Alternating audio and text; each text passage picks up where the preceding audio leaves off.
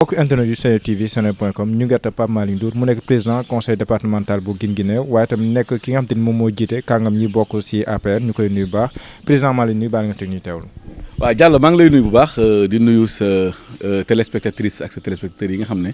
ñoo ñuy suivre di wax ne kontaan naa bu baax si ñëw bi ngeen ñëw fekk ñu fii nga xam ne fii lañ dëkk muy région de Kaolack donc mu ñëw gàmmu si naturellement ngeen ñëw seet si ma am ci kontaan. Justement démb demoon ngeen seeti le khalife général de Medina Baye ngeen ànd ak délégation ñoom président Amadou Mame Diop ak yooyu noonu d'abord def ngeen ko xam ne aada la waaye si discours yi ngeen fa tenir ndax laajoon na ko ndax ñëw rek ziyaare dem gënutu woon di duggaat si yenn considération yuy laal wàllum politique ak yeneen mbir. waaw non xam nga nag gàmmu c'est une occasion rare d'ailleurs qui nous permet ñu rencontrer yenn autorités religieuses yi donc pour le contexte spécifique de Medina Baye yàlla dafa am lu mu dogal. mooy ka fa nekk muy kilifa dafa nekk un intellectuel avant tout nekk quelqu'un boo xam ne véritablement comme d'ailleurs tous les autres khalifes il s'intéresse sur les questions de développement sur les questions de bonne gestion de bonne gouvernance et je pense même d'ailleurs que loolu moo inspiré woon premier ministre bi muy ñëwee pour expliquer ko tolluwaayu réew mi ce qui est tout à fait normal ñu accepter ko parce que c'est la dimension intellectuelle du khalif moo koy recommander aussi tamit c'est l'actualité donc naturellement gouvernement bi su ñëwee foofu amuñu benn jafe-jafe moom si xalaatam mu joxe opinion am ak position am devant le xalif maintenant xalif bi aussi may ñu occasion bi ñun aussi en tant que sénégalais ñu mun tamit joxe suñu version des faits comme que ci wàllu dette bi moom ñoom ba léegi joxuñu notre version des faits joxuñu possibilité ñu présenter ko ba naturellement dañ ci doon am occasion donc ginnaaw bu ñu defee suñu ziyaare félicité ko moom sëriñ bi ci mois bi nga xam ne papaam muy Mawlana Cheikh Ibrahim Niass daf ko fonkoon lool ñoom itamit ñuy continuer di perpétuer héritage boobu donc bu yooyu yëpp weesoo ñu def suñu ziyaare ñaanal ko sàkku aussi mu ñaanal Sénégal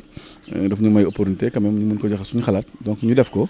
en toute transparence mu nekk lu am solo et je pense que le message a été bien capté.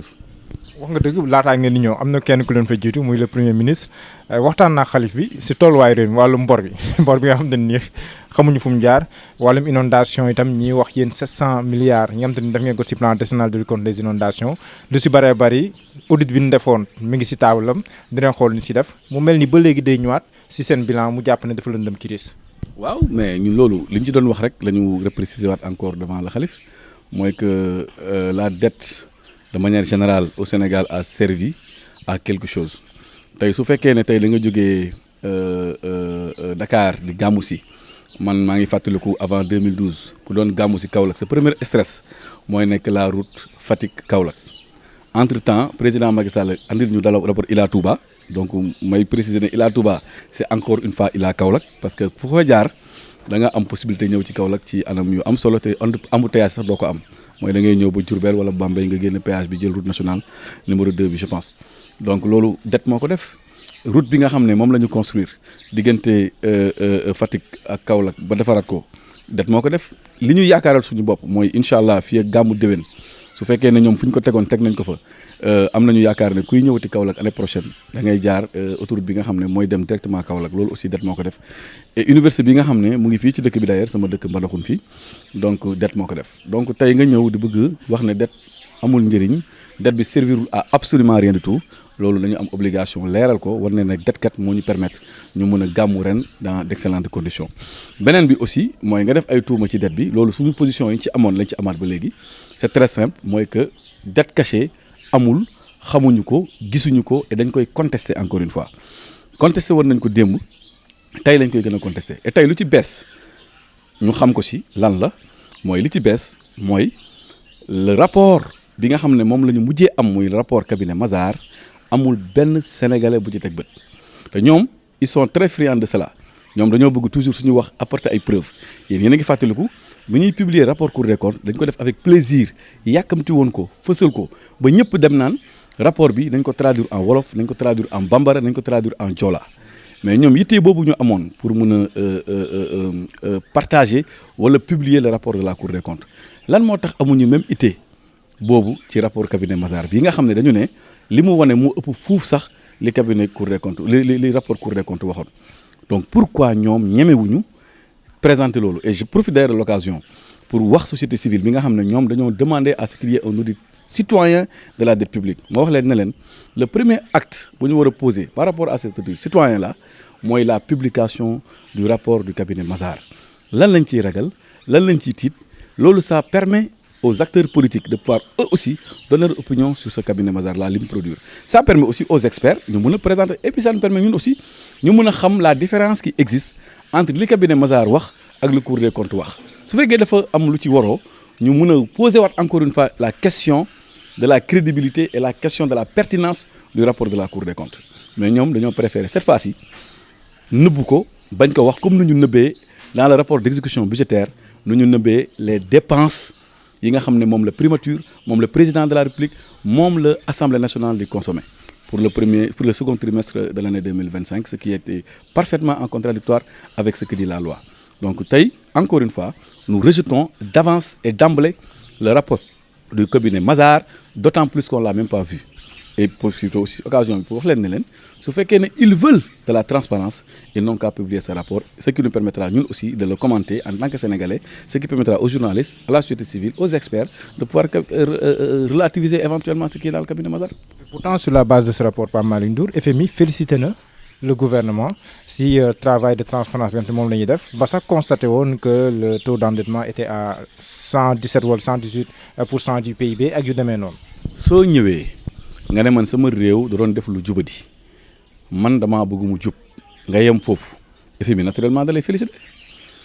donc loolu ça ne nous surprend pas le FMI encore une fois ne valide absolument rien le FMI dans le cadre strict de la souveraineté du respect de la souveraineté des États à respecter la souveraineté des États notamment l'État du Sénégal en matière de diffusion de ces données loolu moom il faut que nit ñi xam ko nit ñu bëri dañu yaakaar ne FMI day toog ñu jox ko ay chiffres mu dugg ci ay laboratoire génne attesté ndax liy dëggalawul dëgg déedéet le FMI respecte la souveraineté des États et c'est justement dans ce cadre là qu'il a effectivement dit que ok yéene ne lii la ñun d'accord nañ ne lii la ça il faut c'est important et d'ailleurs ça me permet de dire à toutes ces personnes là qui disent oui FMI était là lu tax xamu ko woon il était en complicité non li ñuy def nii FMI du ma ne il est devant les faits accomplis mais am fa man xaw ma moyens yi nga xam ne FMI am na ko pour mën a dugg dans les chiffres ci back office bi di bennal endettement yeeg c'est vrai bien sûr il peut avoir effectivement une vue globale parce que les chiffres sur la dette dafa am cohérence avec les autres chiffres donnés par la BCEAO les autres chiffres éventuellement donnés par les bailleurs mais méthodologie bu claire bu FMI mën a am pour mën a ne damay féliciter ni parce que dama am yaqin ne il a raison par rapport à ça n'existe pas donc li ñuy wax rek mooy loolu maintenant nag aussi def nañu aussi un autre commentaire par rapport ak la venue du premier ministre ici bu mu ñëwee remettre en cause les chiffres sur l'assainissement wax ne way 700 milliards et cetera la ñuy wax ne assainissement yéen a ngi fàttaliku en 2012 bu ñu doon wax ne inondation am na yéen ñëpp mën ngeen seede loolu on parlait de Pikine seen reporters yi yéen na ngeen envoyé reporter Yoff envoyé reporter Kër Massar envoyé reporter Pikine envoyé ko Guédiawaye Wakhinane Nimzatt ren fan ak fan ngeen di envoyé reporter pour ñu wax ci inondation yi à part li xewoon Parcelles nga xam ne plus ou moins c'était conjoncturel à part malheureusement aussi lu xew Touba te Touba li fa doon xew bu yàgg ba yaakaar naa am na effort yu ñu ci def te li ci des rek ci wàllu liggéey ñoom ñoo ko war a yeggali mooy liggéeyu président Macky Sall donc encore une fois je ne dis pas que le président Macky Sall 700 milliards yi réglé na problème inondation yi mais kuy waxal yàlla dëgg kuy waxal dëgg fàttaliku li xewoon 2012 da nga xam ne 700 milliards yi am na njëriñ ndax 700 milliards yooyu moo tax demoo Pikine dafa reportage moo tax demoo Guédiawaye Wakhinane Nimzatt nga xam ne c'était très populaire au temps demoo fa moo tax demoo yeneen dëkk yi nga xam ne ay Kër Massar da nga ko doon dem donc dire que way audit bi et je pense que loolu sax li koy régler ils n'ont qu'à organiser un débat entre le premier ministre et l'actuel souteneur du premier ministre qui est Lassana Gagny Sakho. naroon nañ ko def sax. waaw mais léegi heure bi kañ mu ngeen di tëgg combat boobu woo leen ñoom ñu toog loolu moo gën a yomb loolu kañ mooy régler situation bi moi je pense que képp kuy wax ci affaire bi réponse bi lan la il y a deux personnes aujourd'hui qui sont en phase qui peuvent parler entre eux un langage de vérité parce que ñoom ñoo bokk camp on n'a qu'à organiser un débat entre eux pour que mbir mi régler et je pense que loolu moo gën a am solo beneen bi aussi nga xam ne bëggoon nañ ci wax premier ministre ñëw na ci wax ci mooy quand il a parlé de way il faudrait que ñu xoolaat dëkk bi il faut que ñu sacrifier wu il faut que ñu takk suñu biir ba xalif bi sax d'ailleurs l'a très bien répondu en disant que c'est la première fois dans l'histoire muy dégg président bu naan il faut que ñu takk suñu biir il faut que ñu sacrifier wu je dis au premier ministre d'abord quelque part de mon point de vue il manque un peu de culture générale parce que 30 millions de morts en Chine c'était pas la révolution culturelle c'était le grand bond en avant Et grand bond en avant boobu je pense même à la limite c'est un sujet un peu tabou en Chine parce que c'était à la suite de mauvais choix économiques, de mauvais choix budgétaires avec ce qu'il y a eu comme voilà ay famine ay mort ak yu mel noonu donc ñàkk culture moo tax il parle de de révolution culturelle mais en vérité c'était le grand bond en avant. Maintenant nag ñu wax ko tamit que ne Sénégal dépassé na fu muy defee ay sacrifices Sénégal dépassé na fu muy defee ay sacrifices parce que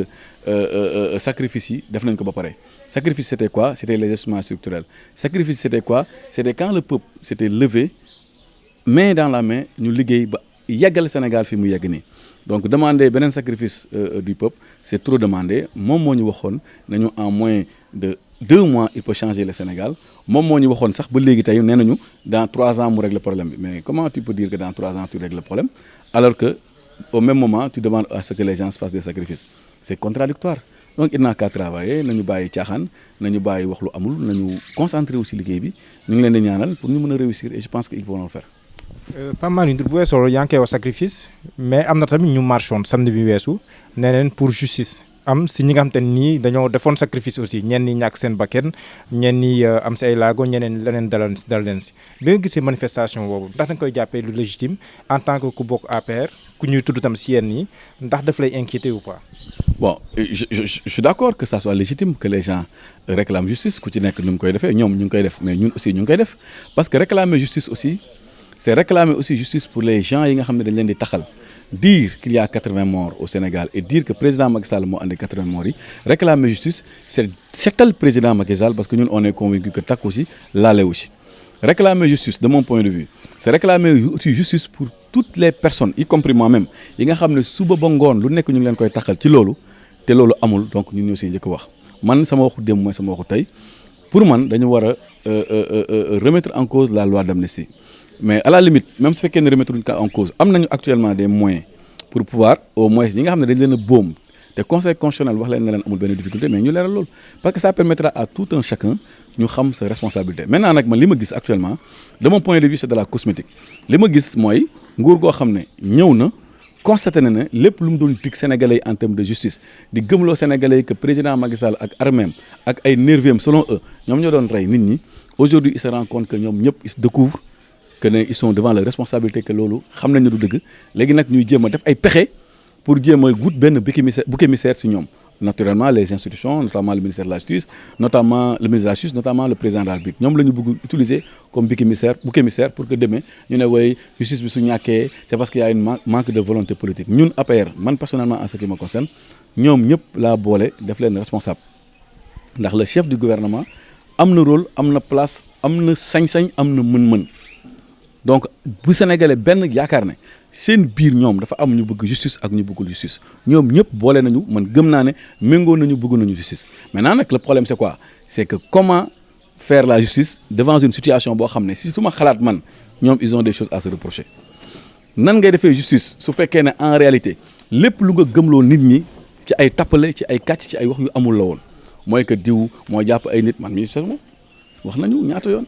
et j'ai envie sérieusement et je le dis j'ai envie de découdre d'en découdre avec les gens qui m'accusent sur des choses yoo xam ne man sama akulaay talaa xam naa ne amul ay kàcc la donc. Pape Malick Ndour nervi moo dóor lu diw ak yooyu noonu yàgg nañ ko. dama koy wax ba léegi d'ailleurs à chaque fois les gens ils disent waaye dossier bi mais dossier boobu dossier bu yomb la. dossier bu yomb la su fekkee ne réellement man dafa am lu ma def c'est très facile à régler et je pense que li ci am comme retard de mon point de vue c'est une prise de conscience effective de la part des autorités que li ñuy gëmloo Sénégalais wala lu ñu leen gëmloo woon dafa amul. Ils sont devant les responsabilités ils sont devant des faits yoo xam ne ñoom xam nañ bu baax li ci xew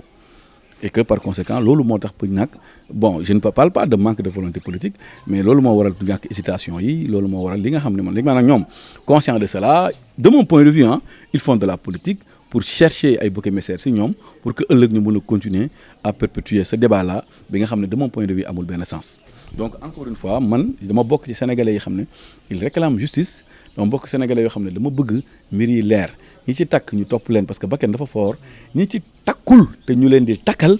mbir mi leer devant tous les sénégalais ñu xam kàcc ak wax yu ñaaw ak takkal yi nga xam ne moom la ñu doon def depuis le départ voilà. mais Pape Malick Ndour li ñu mënul nier mooy par exemple yow ki lay accusé dóor nañ ko gis nañ image yi dóor nañ ko kam moo ko dóor ak ñi nekk si ginnaaw loolu la ñuy xool mais ne serait-ce que pour ça est-ce que mun wax ne que lii lu mot a leeral et que ñi ko dóor peut-être si beneen côté bi leen féetewoon mooy côté wu ñi nga xam te ni bëgguñu woon waa Pastef di doxal li ñu doon doxal si jamono jooju. mooy kan la wax ne moo ko dóor par exemple ki may accusé kan la wax ne moo ko dóor non moi j'ai écouté il a dit qu'il a été frappé par des gendarmes mais c'est très simple gendarme qui te frappe dans un lieu donné mais yaa xëyti il suffit d'écrire une lettre à la gendarmerie pour demander lieu tel qui était là-bas et puis le problème est réglé man ban légitimité ak ban opportunité ak ban doole laa am man pour commander des gendarmes voilà donc loolu man c'est de la foutaise li ma wax yàgg na ku may accusé xaw ma ko woon musuma ko dégg musuma ko gis turam musul toog sama nopp honnêtement musul toog sama nopp man xaw ma ko maintenant nag comment on peut demander à ce que ñu dóor kenn koo xam ne yow xamoo turam mosoo ko gis mosoo dégg turam loolu vraiment man ça m'a fait très bizarre donc man moo tax daal vraiment aw ma ci commentaire man daal li may def mooy maa ngi toog ñëpp. mais le ministre de la justice nee na loolu bi ñu ko bindee Pape Abdoulaye Touré bi ñu ko bindee tontu na ko ne ko bind na le procureur général pour que ñu mën a diligenter une enquête par rapport à cela yow ba léegi kenn woowu la amugoo. man bu ma ko déggee dama ne alhamdulilah tu sais man dafa am yu bëri yu ma war a prouver Sénégal pour nit ñi xam ko parce que on ne peut pas être un politicien sérieux ñu lay accuser de faits aussi graves man loolu mënuma ko accepter mënuma ko nangu s'il y a quelqu'un qui a envie véritablement mbir yi ñu leeral ko c'est man en premier lieu parce que man je suis un homme politique et am na yoo xam ne man xawma ko taxewuma ci laalewuma ko ñu ma xam nañ ne je suis pas violent li amoon Sénégal fii mooy intoxication yéen toog ngeen fi dégg ñu ne Pape Malick benn gaañ la boo xam ne Macky Sall daf ko jël fal ko jàngul amul diplôme yàlla dimbale na ma tey ci sama fulla sama fayda sama taxawaay wane naa ne yooyu yëpp ay kàcc la woon de la même manière ni ma ko defee ci lii noonu laa ko bëgg defee ci lële pour en finir définitivement avec eux et me concentrer sur l'essentiel donc tey su amee ku bëgg justice ku yàkkamti justice woote pour loolu ñu leeral ko man Pape Malick Ndour la. kenn woowu ko la profiter ci occasion bi encore une fois pour demander solennellement à la justice su fekkee ne dafa am lu mu war a diligenter ci dossier boobu même su fekkee yeneen yi sax mën na xaare ne man maa ngi koy ñaan na gaaw ci loolu. non kenn woowu ma man dégguma xaw ma parce que nag je pense quand même au fond mun naa xalaat nag explication parce que man ni ma xamee sama bopp ci dossier boobu man mun naa xam ne képp ko am xam-xam jàngu yoon jàngu droit ñu tegale na la Pape Malick Ndour moo takk si lii te ngay wax dëgg te yàlla tax da nga ne vraiment lii affaire yu ñàkk fayda la donc lii je ne accorde aucune importance sur ça képp kuy dawal si yoon moom moo tax nag man je peux comprendre pourquoi peut-être loolu amul benn diligence wala amul benn progression par rapport à ce sujet mais loolu yëpp comme si domaine yoon la nekk ñu ngi toog di suivre mais comme je te dis man je suis très zen je suis bien là où je suis conscient de la situation et je me concentre sur l'essentiel.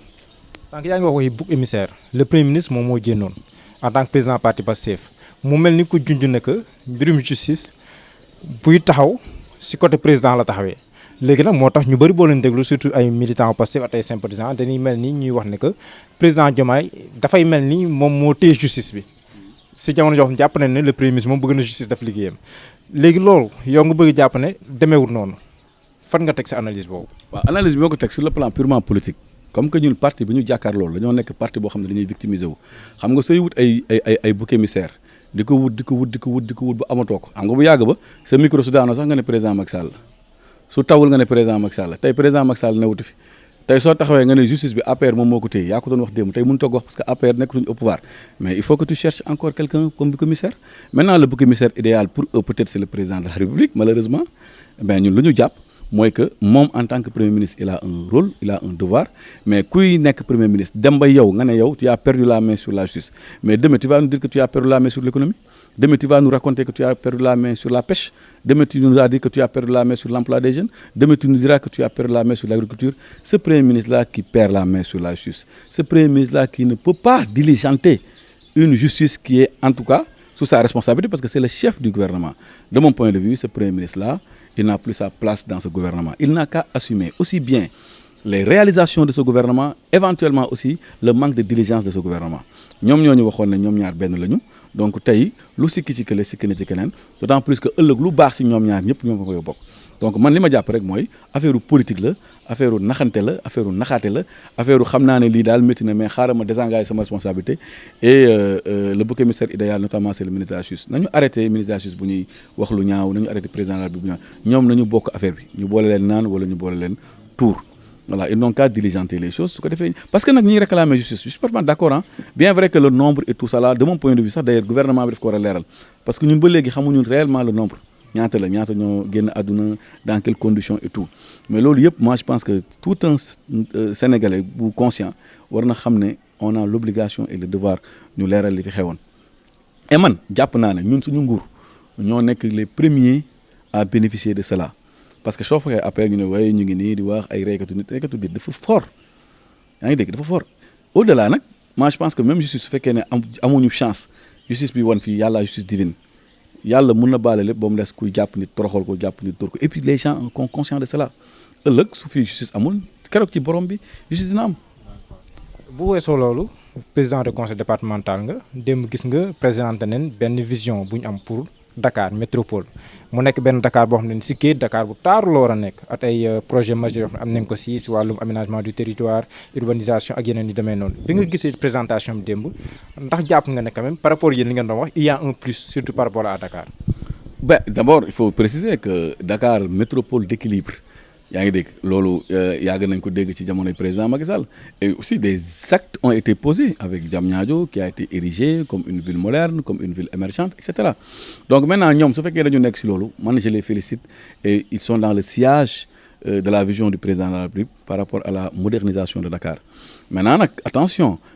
ñoom ñoo ñu doon wax ne beaucoup d'investissements ont été faits pour la région de Dakar au détriment des autres régions loolu je pense que question la bu fondamentale boo xam ne aussi on doit le poser combien de milliards il compte investir sur Dakar et au détriment de quelle autre région est-ce que Kaolack soxlawul financement yu gën a am solo est-ce que Louga soxlawul est-ce que Diourbel soxlawul est-ce que Touba d'ailleurs qui se repositionne de plus en plus comme la principale ville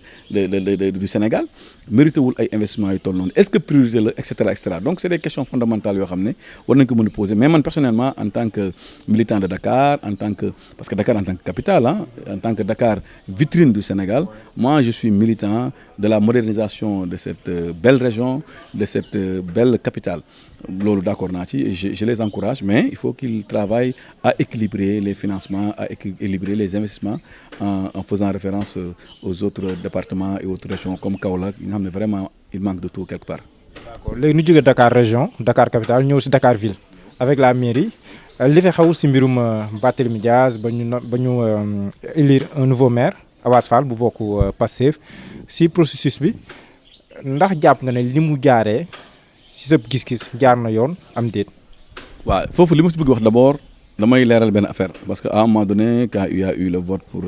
l'actuel maire les gens ont dit oui Benno avait voté pour d'abord je précise que Benno n'existe plus Benno am na PS Benno am na AFP Benno am na APR bu toj tey soo xoolee nos principaux responsables au niveau de Dakar ne sont plus avec nous tey ñun suñu jiitale woon Diouf Sarr def ko tête de liste mu ànd ak naturellement Amadou Ba qui effectivement pouvait aussi être candidat ci élection yooyu da ngay xam ne suñu responsable yu mag yooyu yëpp quitté ñu suñuy dem du ñàkk dinañu yóbbaale ay conseils donc ñun APR carrément APR en tant que parti aujourd'hui la fa nekkoon ci ville de Dakar bëriwul il faut oser même dire le nombre on ne faisait même pas 5 conseils réellement sinon même 3 ou 4 conseils donc ñun nan lañu mën a voter au bénéfice de Pastef je pense que ku koy wax c'est de la manipulation mais ñun ànduñu ak Pastef ñun on est une opposition foncièrement contre le Pastef maintenant nag les autres camarades que nous avions eu gëmuñu wala jàppuñu ne peut-être ñun ak ñoom ñoo bokkoon vision wala position par rapport à la ville de Dakar maintenant ñun encore une fois on a voté pour le candidat de l'opposition on a voté pour Ngoné Meng malheureusement elle a perdu maintenant nag